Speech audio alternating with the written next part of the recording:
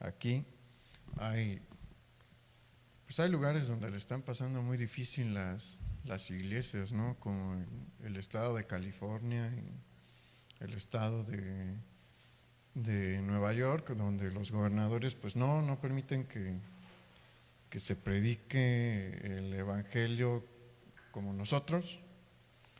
¿Quién diría, no? Que en México hay más libertad que allá, pero honestamente sí hay más libertad aquí para predicar el evangelio que allá.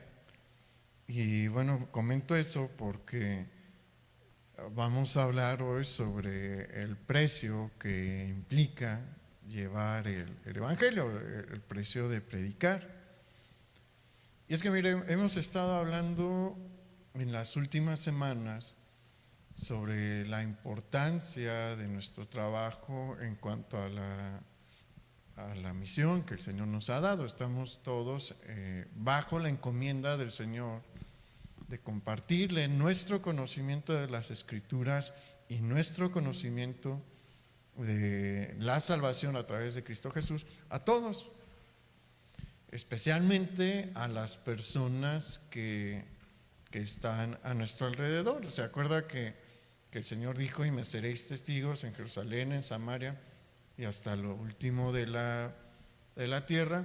Hay quienes no estamos pues llamados a ir a lo último de la tierra, pero el Señor no nos está llamando a ir a China o a África, sí nos está llamando a compartir con nuestra familia, sí nos está llamando a compartir con nuestros compañeros de escuela o de trabajo, con nuestros vecinos.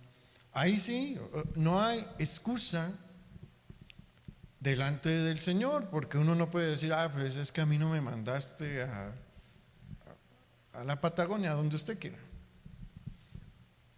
Y el Señor nos va a decir: sí es cierto, no te mandé allí, pero donde te puse, allí es a donde te había mandado.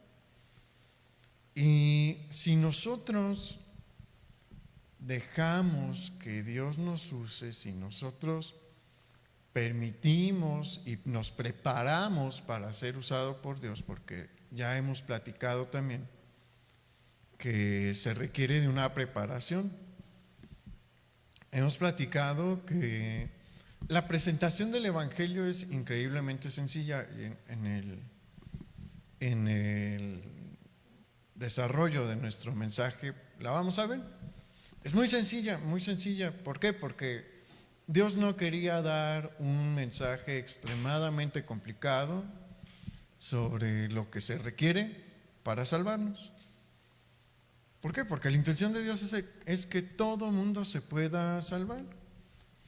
Pero hay ocasiones en las que nos vamos a enfrentar a personas que están lidiando con alguna problemática intelectual o emocional, y pues ahí necesitamos abordar otros temas de la Biblia, hacer uso de otros recursos dentro de la Biblia, y solamente leyéndola lo vamos a poder operar y obrar de una manera adecuada, como Dios quiere. Dios quiere que usted dé una respuesta satisfactoria. Y de verdad es algo que el Señor quiere. Mire, es muy triste, y lo es también para el Señor, no nada más para uno, que sus hijos no podamos darle una respuesta satisfactoria sobre la Escritura a alguien que nos pregunta. ¿Sabe que eso desanima a muchísimos? No voy a entrar a un ejemplo. Hay un ejemplo clásico que le mencioné en varias ocasiones a los jóvenes cuando le predicaba a los jóvenes. Pero sí, o sea, hay gente que espera de nosotros, porque sí esperan de nosotros una respuesta a sus preguntas. ¿Sabe que hay muchísimas personas que le batallan en cuanto a su fe con Dios? Y el Señor sí quiere que nosotros les ayudemos. Pero la única manera de ayudarles es poniéndonos a estudiar, entrando a este proceso de preparación. Hay algo que también el Señor nos dijo, que no nos iba a dar algo que no pudiésemos realizar. El Señor no le va a poner a alguien con una pregunta que usted no pueda contestar si se prepara. Pero si usted no se prepara de nada, no va a tener con qué contestar. Entonces es bien importante que nosotros nos preparemos y que después nos dejemos usar. Y si nosotros hacemos estas dos cosas, Dios puede hacer grandes cosas a través de nosotros. Puede hacer cosas a través de nosotros que nunca nos imaginamos. Mire, la verdad es que yo creo que nadie, absolutamente nadie, se imaginó lo que Dios iba a hacer con Pablo. Ya hemos hablado de Pablo en esta serie también. Dios le dijo a Ananías, que fue el que oró por Pablo para que recobrara la vista, que él iba a ser un instrumento escogido y que lo iba a usar para llevar el evangelio a reyes. Y uno dice, ay, qué padre, a reyes, ¿no? Y sí es padre, ¿no? Pero debemos de ubicarnos en el contexto histórico. Ahorita nosotros pensamos, ay, pues compartirle a un rey ha de ser algo muy especial, muy particular. Pues porque nos imaginamos, ¿no? A la reina de Inglaterra o a los reyes de Suecia o al rey de Bélgica. Pues hay poquitos reyes, ¿no? Y son círculos muy cerrados, pero en el tiempo de Pablo no funciona así el mundo. Muchas ciudades tienen su propio rey. Entonces, pues compartirle a un rey, pues es especial, pero hay muchísimos reyes, ¿no? La posibilidad de hacerlo es amplia. La cosa es que Pablo no compareció ante cualquier rey. En el libro de los Hechos, nosotros encontramos que él se entrevistó con, cuando lo enjuician, se entrevistó con cónsules, con reyes como Agripa. En Chipre también estuvo con el rey, y sí eran reyes, ¿no? Y eran personajes importantes de la región. La cosa es que Pablo no nada más compareció ante ellos. Pablo estuvo frente a frente exponiendo su caso con el hombre más poderoso de la época, que era el emperador, probablemente en 2 ocasiones. Ahí como que sí cambian las cosas, ¿no? O sea, como que ahí iba verdaderamente en serio lo que el Señor estaba diciéndole a Ananías, pero en una dimensión en la que nadie se imaginó. Pedro no estuvo frente al tribunal del emperador, Juan tampoco. El único que compareció ante el tribunal del emperador fue Pablo, y la primera ocasión salió bien librado de su comparecencia. El emperador, el tribunal del emperador no encontró falla en lo que hacía Pablo. Entonces, pues Dios puede hacer eso también con nosotros. Uno no sabe, la verdad es que uno no sabe hasta dónde nos puede llevar el Señor si nosotros nos disponemos a prepararnos y a ser usados por Él. Y mira, la manera en la que Pablo fue usado fue verdaderamente impresionante. Pablo ya había fundado en el principio de su ministerio varias iglesias en la región de lo que ahorita es Asia Menor. Pero Dios decidió usarlo a él también para empezar a incursionar en territorio europeo. Y lo manda a Macedonia y él estuvo en varias ciudades griegas predicando, llevando el evangelio a Europa. Y es muy probable que en su último viaje misionero, ese viaje misionero no está en la Biblia, pero el fragmento muratoriano habla de él. Se cree que, bueno, el fragmento muratoriano dice que estuvo en España, después de la primera ocasión que comparece ante el César. Dios lo lleva a pues los extremos de la tierra. España era uno de los límites del mundo conocido en ese entonces, el mundo continental. Y a donde va Pablo, el Señor empieza a orar. El Señor empieza a moverse y vamos a encontrar en todo lugar en donde Pablo se asienta, a todo lugar a donde Pablo llega, hay dos reacciones. Hay un grupo que recibe gustoso y feliz el evangelio y hay un grupo que lo va a rechazar. Y es un común denominador en casi todos los lugares donde Pablo estuvo, pero hay uno en particular del que vamos a hablar hoy, en el que vamos a encontrar eventos positivos y negativos extraordinarios. ¿Qué lugar es este? Es la ciudad de Éfeso. ¿Se acuerda que en la serie anterior, cuando estuvimos hablando el mensaje a las iglesias de Apocalipsis, la primera, ¿cuál es? Éfeso. Éfeso es una iglesia muy especial, es una iglesia particular dentro del Nuevo Testamento. Ya había creyentes en Éfeso antes de que Pablo llegase,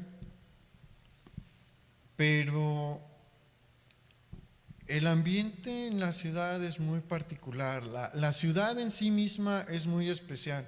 ¿Por qué? Geográficamente está en un punto estratégico donde convergen varias rutas comerciales. Eso por sí mismo hace que la ciudad sea próspera, que la ciudad tienda a prosperar.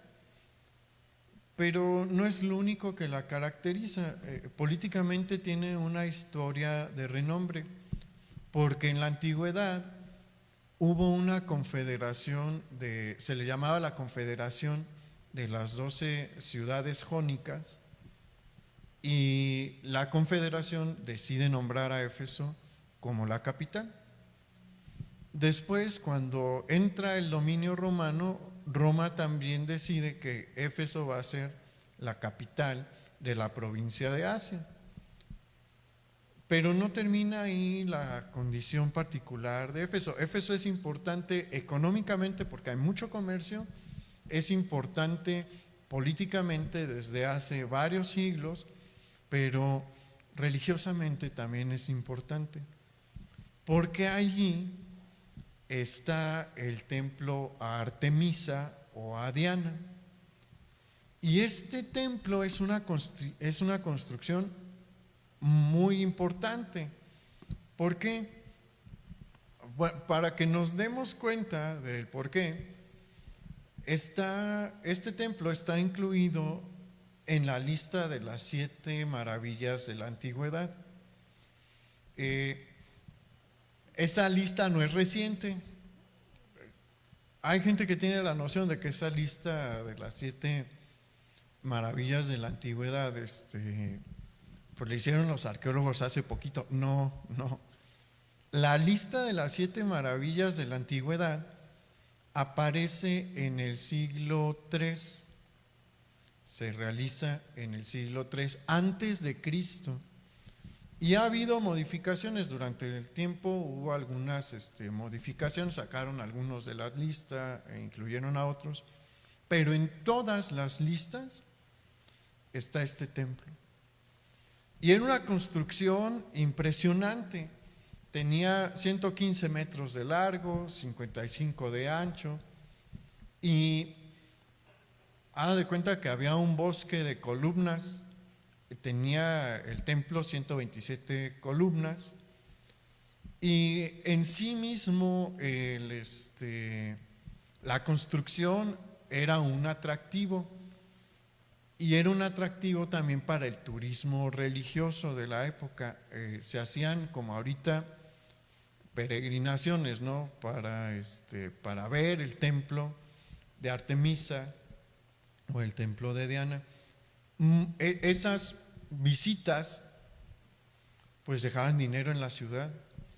Entonces el templo era importante económicamente para la ciudad. Cuando era la fiesta de la ciudad, la fiesta de Artemisa, pues se captaba mucho dinero, y había gentes que dependían económicamente de todas estas actividades. En el libro de los Hechos y en otros documentos se nos enseña que, por ejemplo, los plateros pues vivían de hacer miniaturas del templo en plata como souvenirs, y pues eso también implicaba un movimiento económico.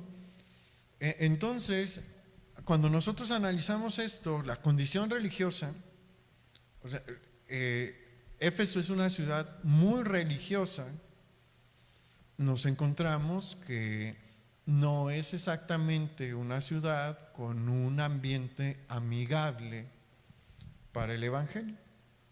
Hay una comunidad judía, sí, desde hace mucho tiempo, sí, pero es una minoría, no es la gente que controla la ciudad ni el común denominador de la ciudad. Y a esta ciudad llega Pablo. Es una ciudad sumergida completamente en el paganismo, y esto tiene una implicación más. Casi todas las religiones paganas tienden a la práctica de las artes oscuras, es decir, de las artes mágicas y el ocultismo, y eso es algo que también se practica en Éfeso.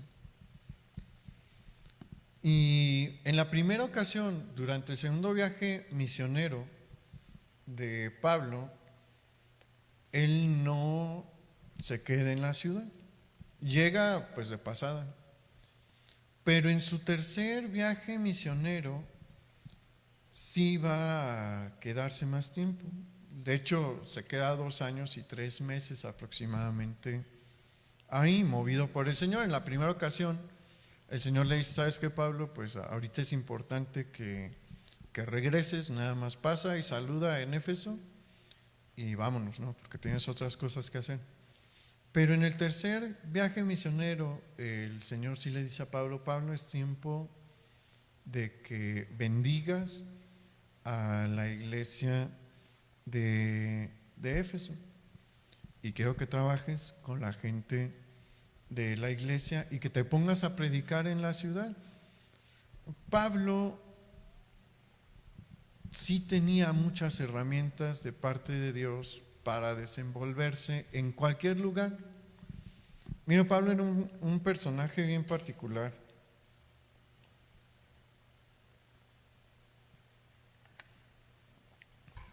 Porque era como una navaja suiza. Él sabía convivir con todo tipo de personas y tenía herramientas para convivir con todo tipo de personas. Su preparación, ya le hemos platicado, era de primer nivel, intelectualmente, ¿no? Pero sabía convivir con las personas sencillas también. En una ocasión conoció a unos que después se convirtieron en sus colaboradores, pues porque se dedicaban al mismo oficio. ¿Y cómo cree que se los encontró? Pues en el oficio. ¿Por qué? Porque pues él sabía hacer de todo y sabía convivir con todos. Entonces, en Éfeso Dios lo va a empezar a usar. Él va a empezar a compartir en la ciudad. ¿Y sabe algo? En la ciudad de Éfeso, al igual que en todo el paganismo, hay mucha gente que está deseando escuchar el Evangelio. Porque aunque ellos tienen el templo a Artemisa o el templo a Diana, nada les garantiza que Diana los va a bendecir. El paganismo es muy, muy feo, ¿no? Y el hecho de que Artemisa tuviese su templo ahí no significaba que siempre iba a bendecir y a proteger a todos los que estaban ahí. ¿Por qué? Porque al igual que todos los demás dioses del paganismo es caprichosa y no le tiene lealtad a nadie. Entonces el hombre del mundo pagano nunca sabe si los dioses le van a ayudar o si los dioses están preocupados. Bueno, sabe que no están preocupados por lo que les pasa. Saben que los dioses consideran a los seres humanos pues como un títere y cuando les sirven pues ahí lo agarran y lo empiezan a mover.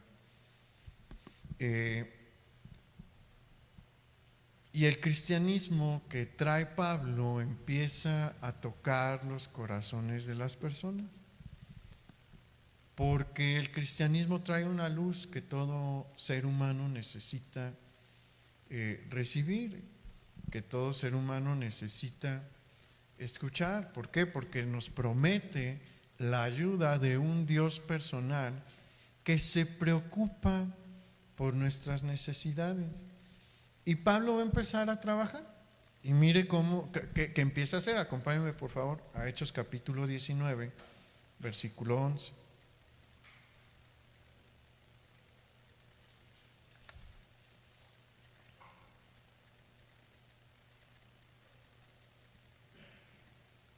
Hechos 19, 11 dice: y hacía Dios milagros extraordinarios por mano de Pablo, de tal manera que aún se llevaban a los enfermos, que aún se llevaban a los enfermos los paños o delantales de su cuerpo, y las enfermedades se iban de ellos, y los espíritus malos salían.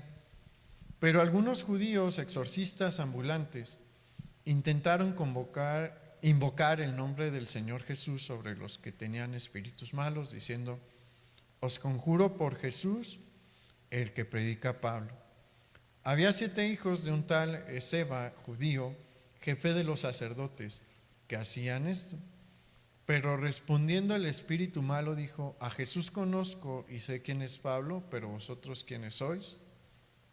Y el hombre en quien estaba el espíritu malo, saltando sobre ellos y dominándolos, pudo más que ellos, de tal manera que huyeron de aquella casa desnudos y heridos. Y esto fue notorio a todos los habitantes en Éfeso, así judíos como griegos, y tuvieron temor todos ellos, y era magnificado el nombre del Señor Jesús. Y muchos de los que habían creído venían confesando y dando cuenta de sus hechos. Asimismo, muchos de los que habían practicado la magia trajeron los libros y los quemaron delante de todos. Hecha cuenta de su precio, hallaron que eran 50,000 piezas de plata. Así crecía y prevalecía poderosamente la palabra del Señor. Y yo creo que a todo mundo nos gustaría que el Señor nos use así. ¿O a usted no le gustaría? El tiempo del libro de los Hechos es un periodo especial dentro de la historia de la iglesia y de la historia de la humanidad. Mire, Dios hace milagros todos los días. Nosotros creemos que Dios sigue haciendo milagros hoy. Por eso oramos por los enfermos, porque sabemos que si es la voluntad de Dios, van a sanar. Estamos convencidos de eso. No hay un pasaje bíblico que nos enseñe que acabándose el libro de los Hechos cesan los milagros de Dios. No hay un pasaje en la Biblia que enseñe eso, en el Nuevo Testamento que enseñe eso. Pero sí hay periodos en la historia bíblica y en la historia del pueblo de Dios donde Dios obra de una manera, digámoslo así, más notoria en cuanto a, como en el caso de Pablo, ¿no? la manera en la que Dios obra regularmente el día de hoy, milagros, es a través de la oración. Oramos porque Dios tenga misericordia y Dios obra. Pero aquí, en el tiempo de los Hechos, pues nosotros vemos un obrar distinto. Si usted recuerda, hay un pasaje en el que dice que Pedro pasaba y que por donde pasaba su sombra se sanaban las personas. Encontramos el caso de Felipe, ¿no? que después de que le comparte él al etíope, pues el Señor lo lleva, no sabemos cómo es ese proceso, pero de un lugar lo pasa a otro. Y vemos este caso de aquí de Éfeso a través de Pablo, ¿no? Que hay gente que está muy enferma y le dice, y supongamos, ¿no? Vamos a imaginarnos la escena. Pablo le está compartiendo a una familia, ¿no? O está en una reunión pequeña y llega un hermano diciéndole, ¿sabes qué? Pues mi abuelita está muy mal, ¿no? O a mi papá lo acaban de atropellar, o unos burros, ¿no? O unos bueyes, una tragedia, ¿no? Ven a orar por él para que se sane. Y Pablo le dice, ¿sabes qué? Pues estoy ocupado aquí ahorita, pero mira, llévate mi pañuelo y pónselo y se va a sanar. Y pasaba, ¿no? Hay milagros impresionantes en el tiempo de Pablo que no se están repitiendo. Eso sí, no se está repitiendo ahorita. Quien le diga que frotes este pañuelo mágico le está mintiendo. El Señor no está obrando ahorita de esa manera. Generalmente te dicen que compres el pañuelo mágico, ¿no? Bueno, perdóname por decir, ellos no dicen mágico, dicen que el pañuelo de la unción, ¿no? El aceite de la unción y que con eso uno se sana.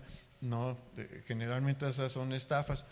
El Señor no opera así, no hay que pagar. Pablo no les cobró, simplemente les decía, pues llévate esto. En el tiempo de Pablo, este obrar era necesario. ¿Por qué? Porque ellos, el mundo pagano, específicamente la ciudad de Éfeso, necesitaba ver que el Dios de Israel y el Dios del cristianismo era muy distinto a los dioses que ellos adoraban. En el paganismo sí hay leyendas, porque sí las hay, de milagros. Pero si uno las analiza, uno va a encontrar que todas están rodeadas de un elemento místico y cosas como conjuros e incienso, y pues están las figuras de los druidas y de los chamanes o los brujos y demás.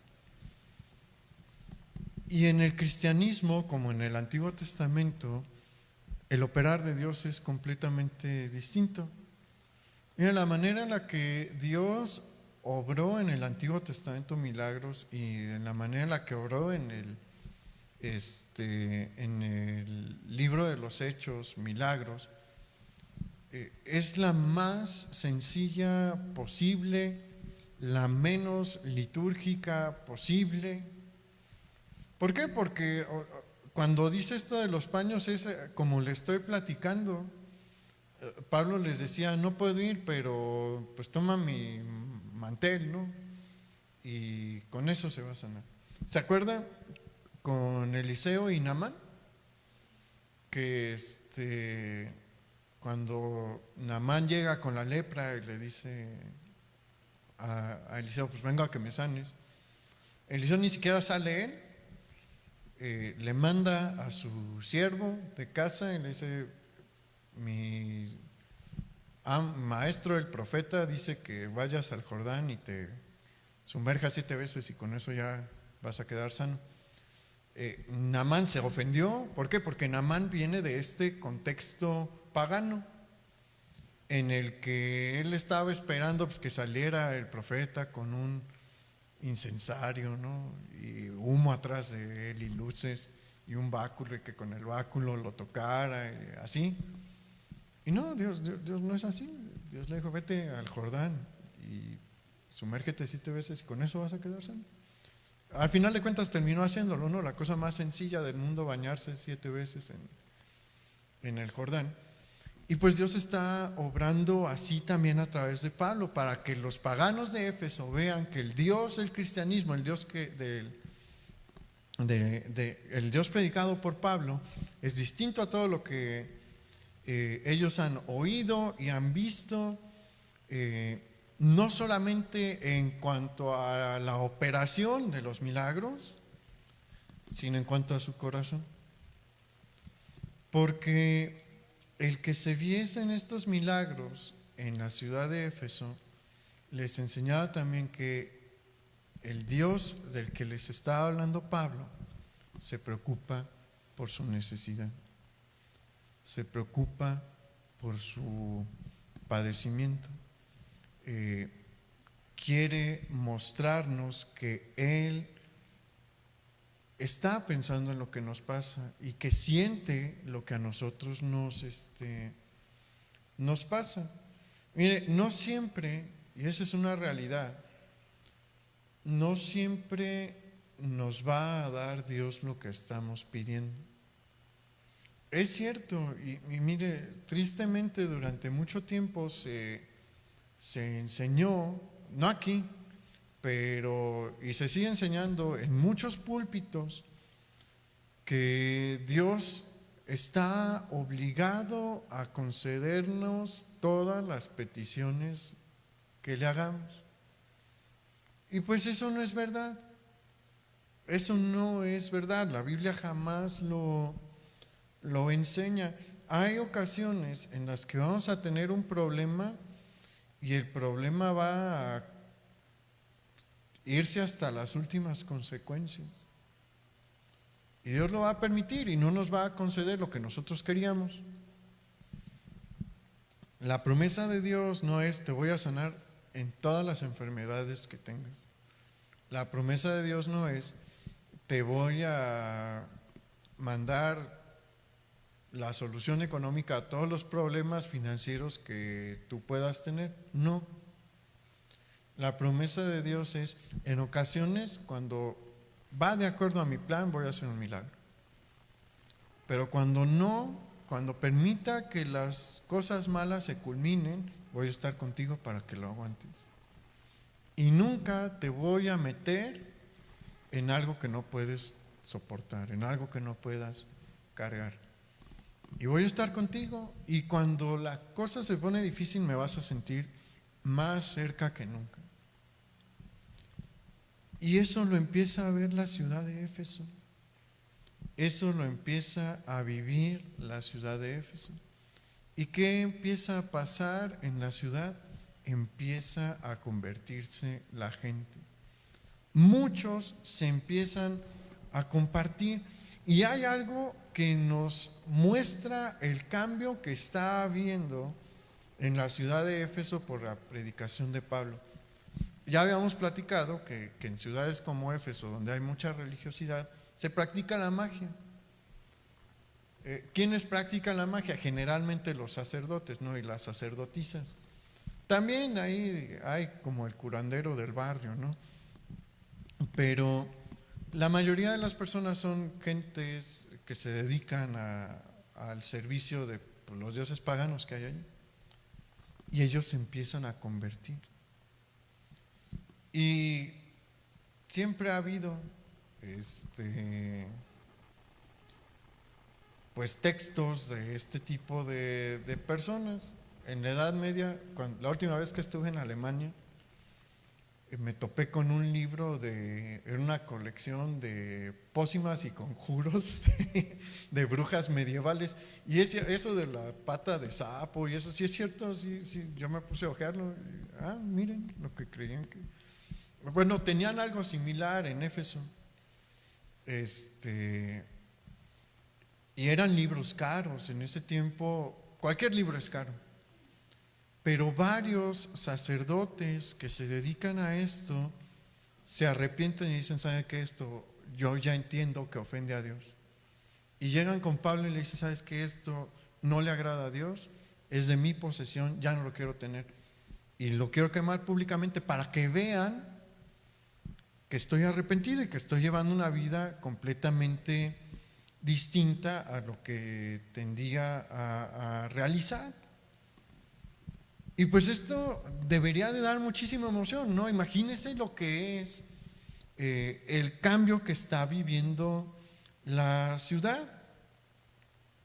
Está teniendo un cambio sustancial porque la luz de Dios está entrando y está iluminando. Pero también vamos a encontrar que hay oposición del enemigo.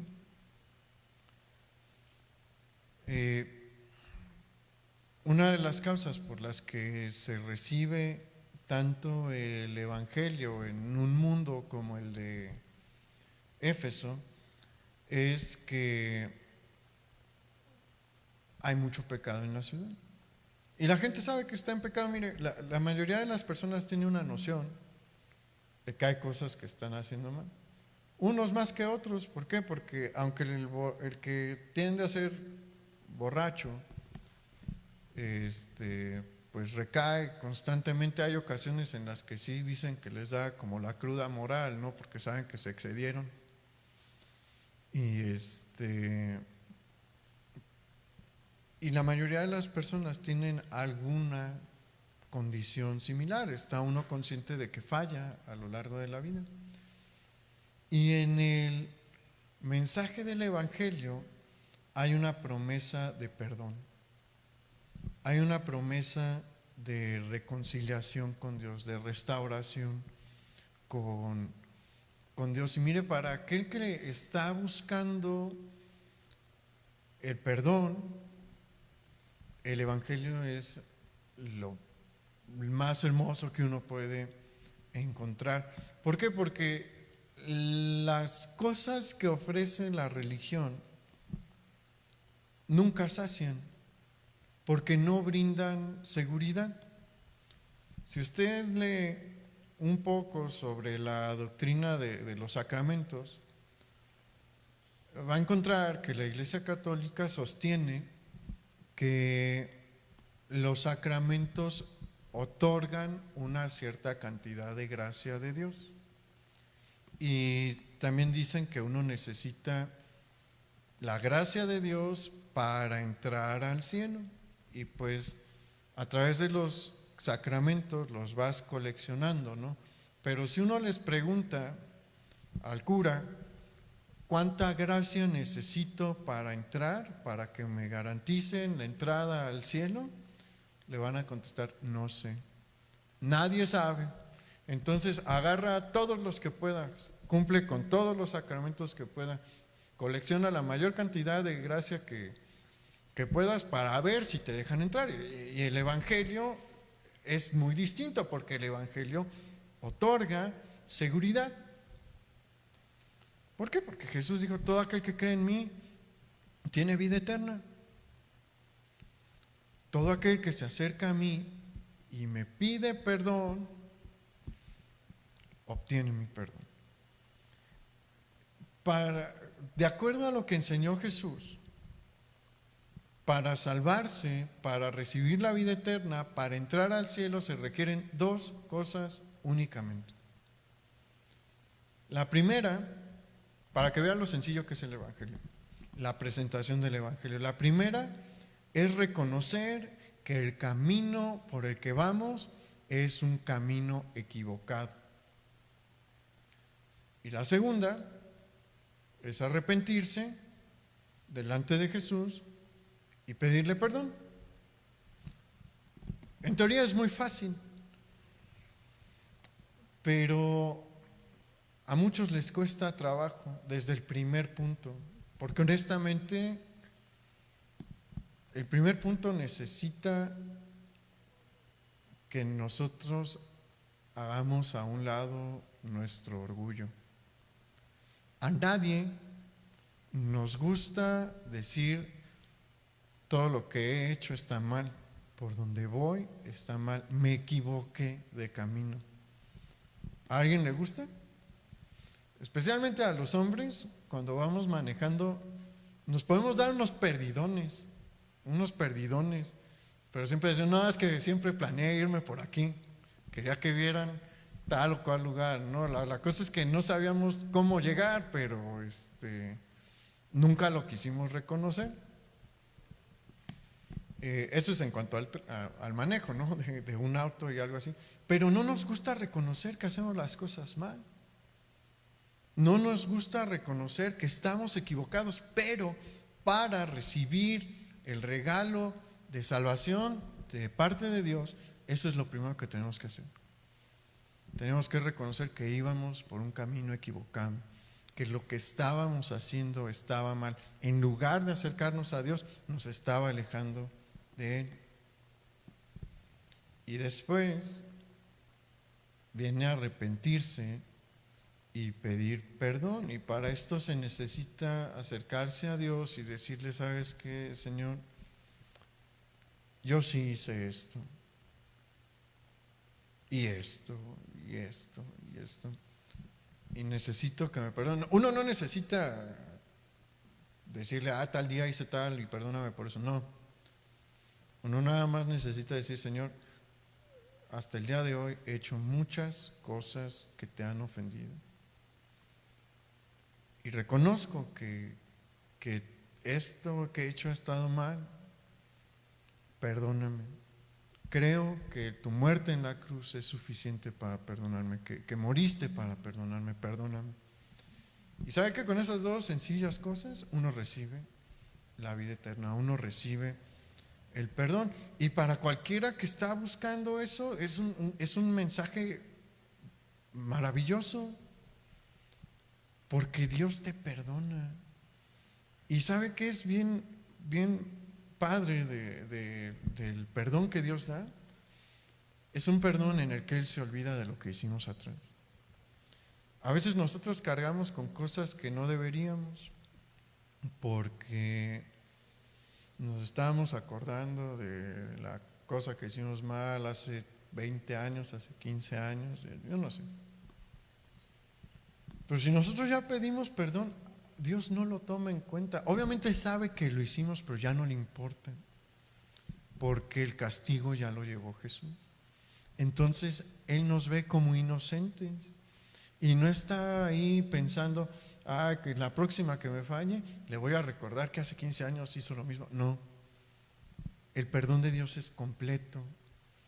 Entonces es una bendición este regalo que da Dios. Mucha gente en Éfeso lo recibió y mucha gente lo quiere recibir hoy, y usted es el que se lo tiene que llevar. Pero también va a haber oposición cuando el evangelio empieza a dispersarse. ¿Por qué? Porque el mensaje del evangelio va a incomodar y va a afectar a aquellos que se oponen. Y en Éfeso tenemos el caso más claro. Mire, acompáñenme al versículo 23, ahí en Hechos 19.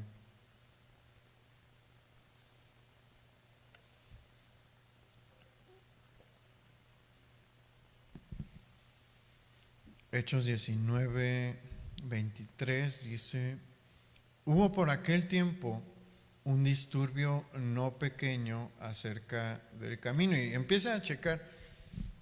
Ahí dice que el disturbio fue como no pequeño. ¿Eso qué significa? Fue un relajo grande. Vamos al versículo 24 para ver por qué.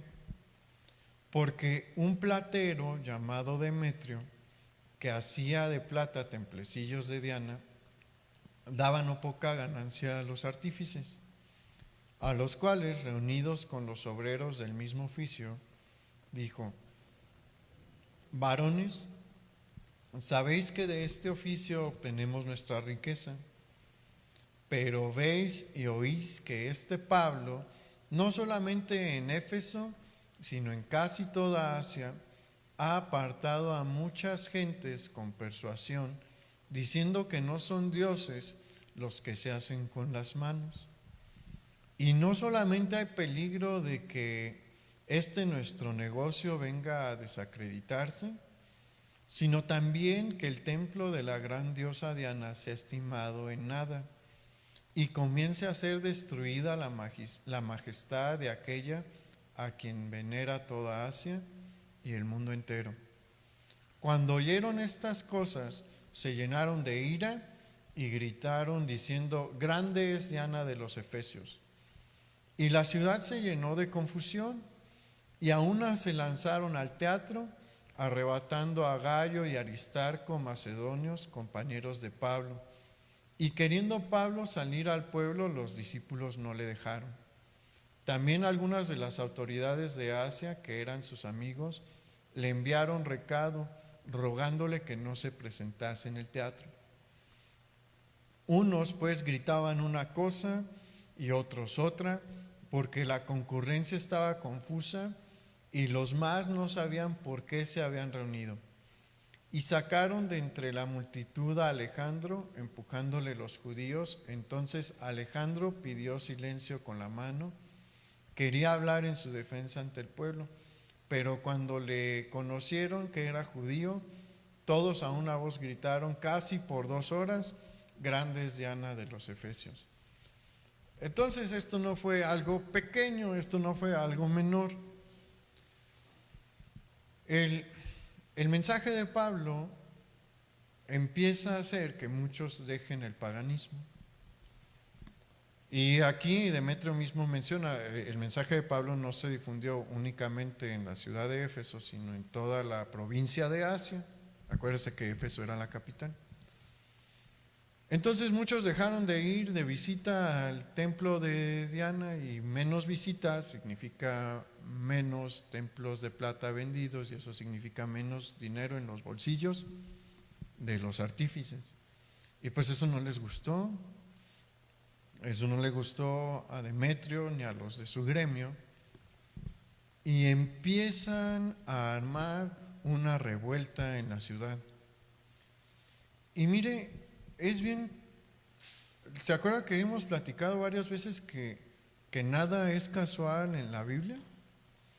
No es casual la manera en la que nos describen el escenario, ¿no?, de esta manifestación. Muchos nada más fueron pues porque los acarrearon y no sabían ni por qué estaban ahí, pero empezaban a gritar. Hay gente que sí sabe qué está haciendo. Demetrio sabía lo que estaba haciendo, y el resto de los plateros también. La mayoría de la gente no, pero siguieron a Demetrio y empezaron una gritería que duró ¿hasta cuánto? Casi 2 horas. Como nosotros tenemos varios mítines así, ¿no? Pero ahí gritan de todo, ¿no? Y hablan de todo. Aquí era una simple cosa: grande es Diana de los Efesios. La vida de Pablo estaba en peligro, por eso pues varios amigos suyos, incluso gente del gobierno que se convirtió, le mandó una carta luego a Pablo y le dijo: Pablo, no salgas porque si te presentas te mueres. Esta gente está dispuesta a todo, entonces detente. Y el Señor le hizo entender a Pablo que no era prudente, y Pablo se refrena y no se presenta. Y ya después la máxima autoridad de la ciudad sale y calma la problemática, ¿no? Pero sabe que ese va a ser el precio a pagar en muchas ocasiones por servir a Dios. A todos nos gusta lo que vemos al principio, ¿no? Ver cómo Dios obra milagros, obra maravillas a través de una persona, como muchos se convierten y hay una conversión genuina, hay un cambio en el lugar donde se está predicando el evangelio. Eso a todos nos gusta.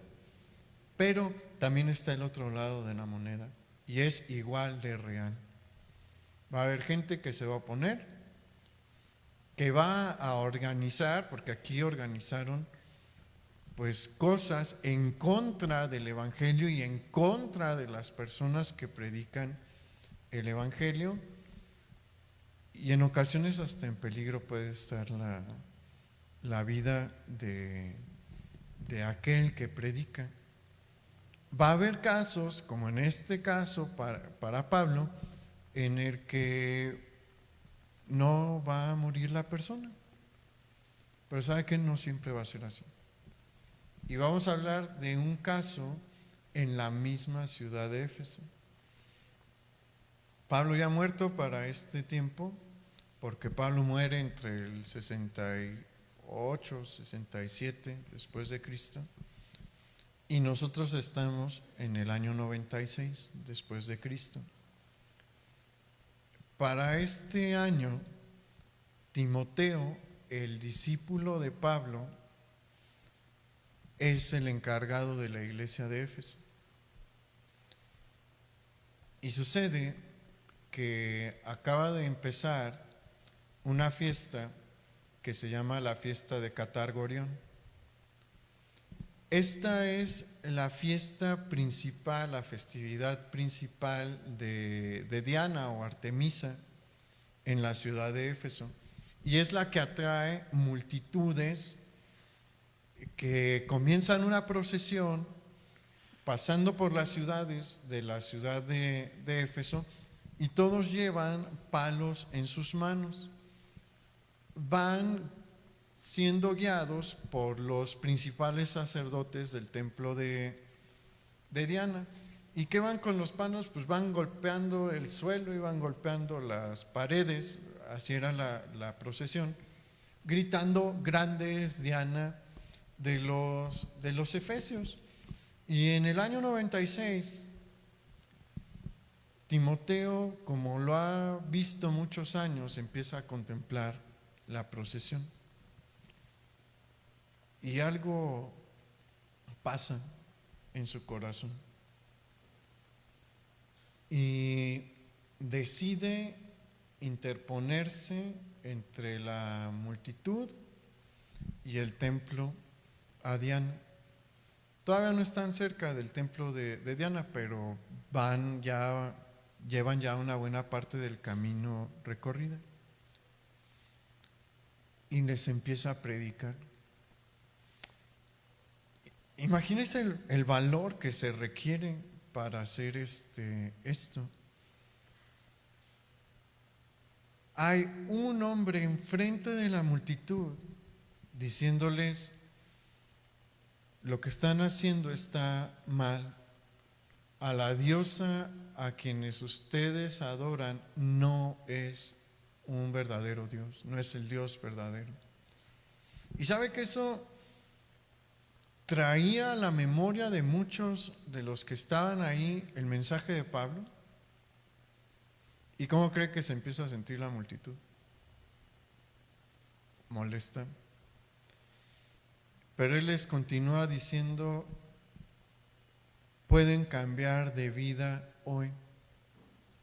Jesús de Nazaret, de quien yo les predico, quiere darles una vida distinta, lejos de todos los pecados que han cometido y que van a cometer, porque estas eran fiestas licenciosas. Se realizaban un montón de actos inmorales en la festividad. Y llega un momento en el que uno de los sacerdotes principales se molesta, agarra su vara y le da un golpe en la cabeza a Timoteo y lo noquea. ¿Y qué cree que hace la multitud? Se va sobre Timoteo y lo empiezan a golpear con sus varas hasta que lo dejan medio muerto. Y continúan su procesión como si nada hubiese pasado, dejando el cuerpo de Timoteo ahí en medio de la calle, ¿no? Y continúan gritando: grande es Diana de los efesios, y se van. Los miembros de la iglesia de Éfeso se van a enterar y varios van a salir corriendo a ver cómo está, pues, su pastor. Timoteo está muy mal herido y se lo van a llevar a su casa, y a los pocos días va a morir por sus heridas. Aquí Dios decidió no salvar a Timoteo de la muerte. Su alma ya era salva, ¿no? Pero decidió el Señor que Este era el tiempo y la forma de partir. Y va a haber momentos en los que nosotros vamos a estar en una situación similar, sobre todo en los tiempos en los que estamos viviendo. Mire, son tiempos bien complicados en los que nosotros nos encontramos, porque se ha levantado el día de hoy una generación que se revela en contra de todo lo que dice Dios, de todo. Yo sí, parte de mi trabajo consiste en analizar, no mi trabajo aquí, mi trabajo secular, analizar el desarrollo del fenómeno político, tanto en el país como en el mundo, ¿no? Lo más que puedo del mundo. Y es evidente que hay grupos políticos que van en contra de todas las instituciones de la Biblia, todas. Hay un fuerte ataque hacia la vida, hay un fuerte ataque hacia el matrimonio, hay un fuerte ataque hacia la familia y hay fuerzas políticas que tienen como propósito destruir la familia tradicional como nosotros la conocemos, destruir el matrimonio como lo conocemos, el concepto de matrimonio como se conoce,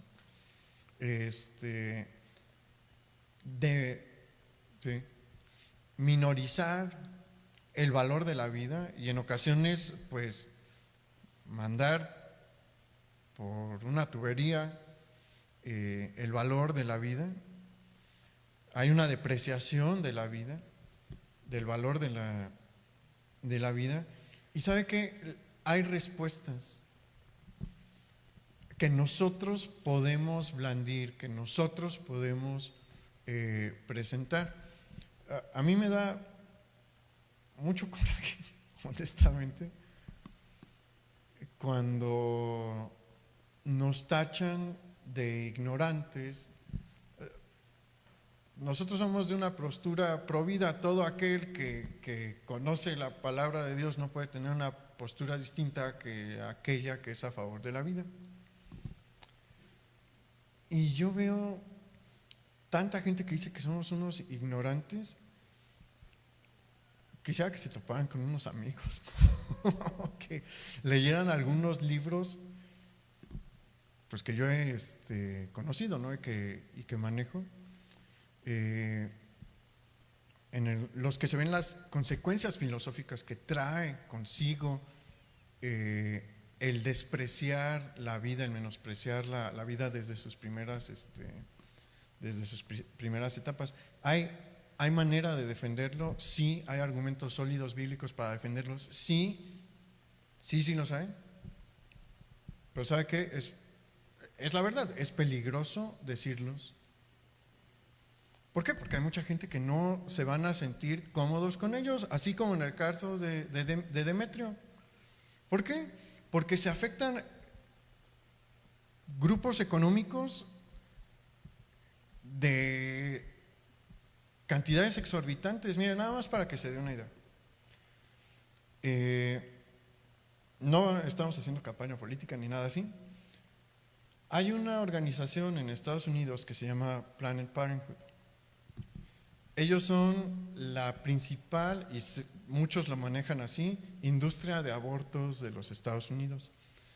Esta compañía recibía un fondo federal de cerca de $500 millones al año, regalados de parte del gobierno para que operen.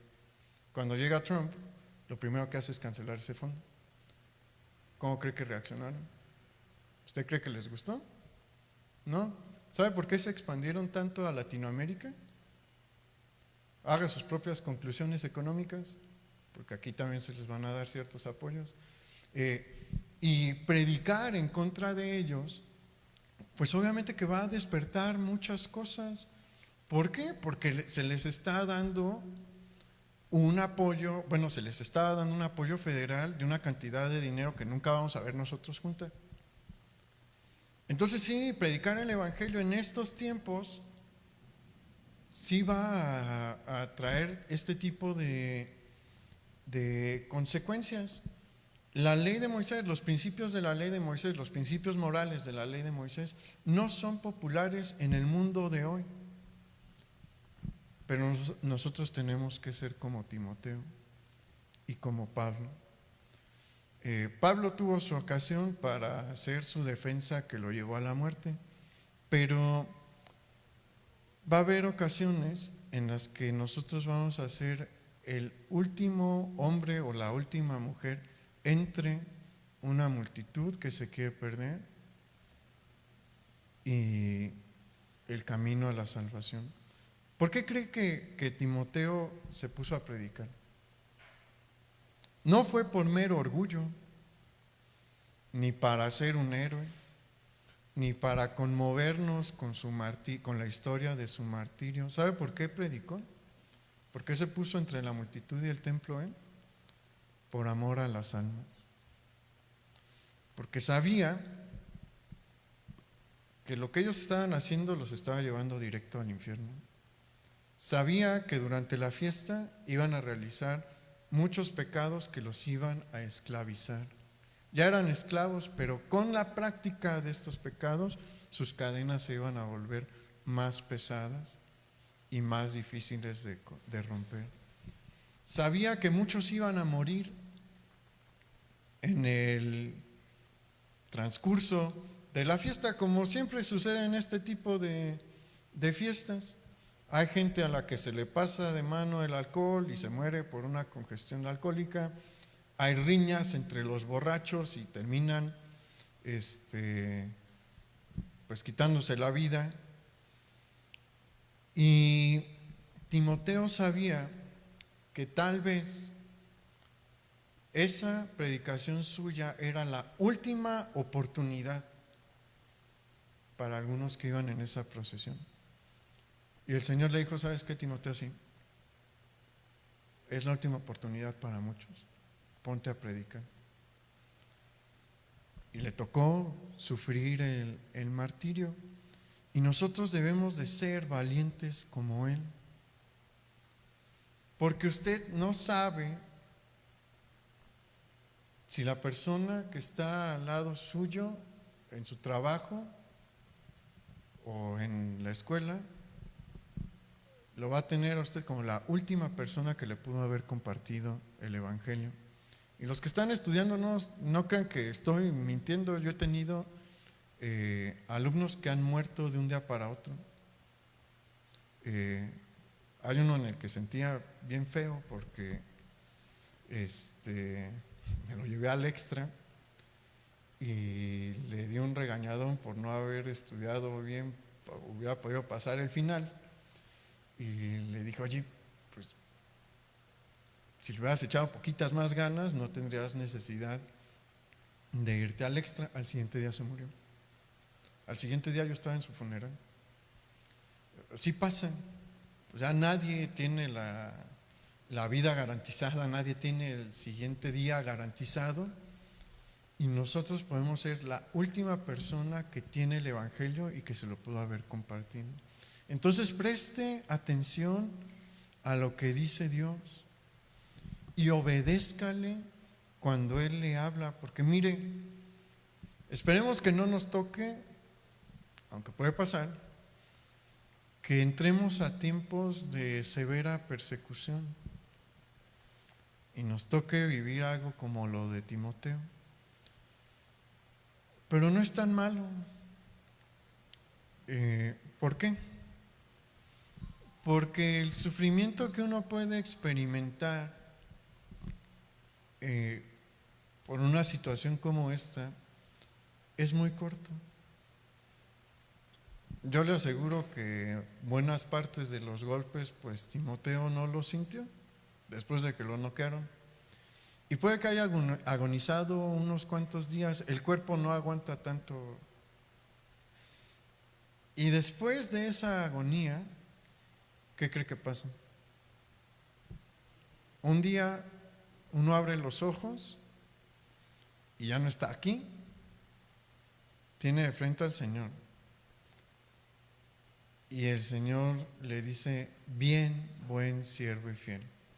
Sobre poco has sido fiel, sobre mucho te pondré.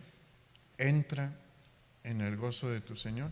Y se acabaron los sufrimientos para nosotros. Nunca más, nunca más. Y por hacer nuestro trabajo. Entonces yo le animo a que se prepare.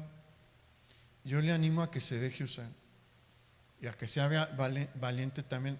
Puede que no le vaya a tocar esto de tortura, pero sí nos van a atacar con palabras, sí puede que usen términos despectivos, puede que pierda relaciones familiares o de amistades, pero vamos a estar haciendo nuestro trabajo. Y sí, está esa parte pues no agradable, ¿no? Pero acuérdese del agradable también. Va a ver cómo Dios lo usa y va a ver la vida de personas que cambian. A nosotros nos da mucho gusto verlos a todos ustedes aquí, porque son vidas que ha cambiado el Señor.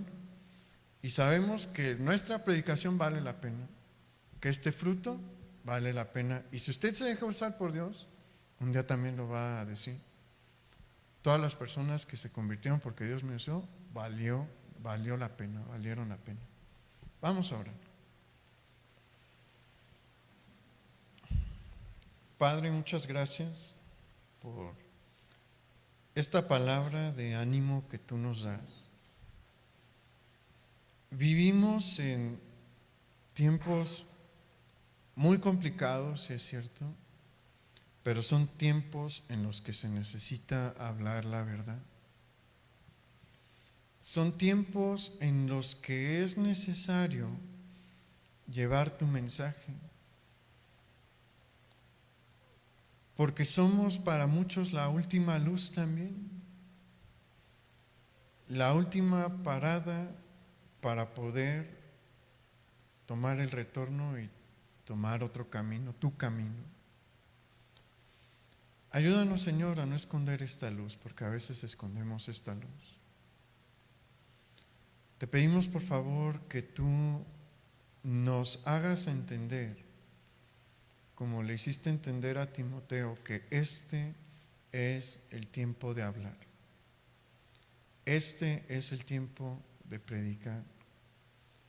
Este es el día que tú nos regalas para mostrarle tu carácter a otros, para hablarle tu mensaje a tantos que se pierden. Te pedimos que no nos permitas más ser flojos y negligentes en la tarea que tú nos has dado. Nos ponemos en tus manos, Señor, en el nombre de Jesús. Amén. Pues el Señor le bendiga, hermano, y que tenga una bonita noche.